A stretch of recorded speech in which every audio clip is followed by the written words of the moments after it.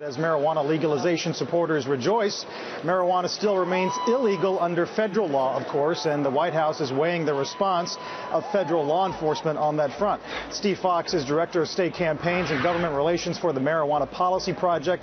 He joins us this morning from Washington. Steve, good morning to you. Morning. Thanks for having me. Just so I know, are you high right now? I mean, because we've had some people on television the last couple of days on various channels who admit not to be. Right. I'm not, but are you drunk? Fair enough. I just want to know where we're headed. First off, do you expect the feds to weigh in here and reverse this state law?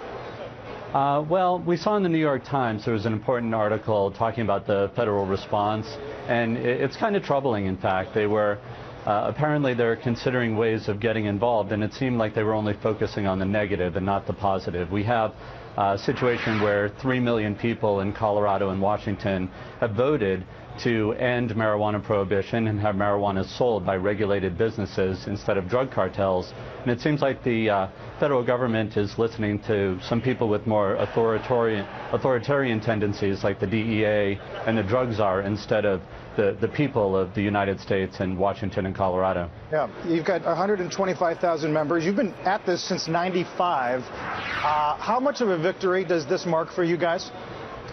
This is a huge victory. I mean, the margins of victory in each state were 55%. This is people clearly having the choice. The debates were had, and in both Colorado and Washington, strong majorities, including the suburban populations with soccer moms and so on, all said marijuana prohibition doesn't work. It doesn't make sense to punish adults for using a substance less harmful than alcohol, and we should just get rid of the criminal underground and have it sold by legitimate businesses who will be licensed, regulated, and taxed. And taxed, and that's the point, isn't it? In Washington, D.C., 25% tax on the growers, 25% on the distribution, 25% excise tax, and then the sales tax. Does the price of a joint go up or down? Well, you make an excellent point. That's Washington State, not Washington, D.C. But yes, those taxes, you know, it's different in Colorado. It's only 15% excise tax in Colorado. Eventually, the price will go down, but the market needs to shake itself out. Certainly, at this point, there is a huge additional cost built into the price of marijuana based on the fact that it's been sold in a criminal market. But once it's licensed and regulated, the price will certainly go down to some extent.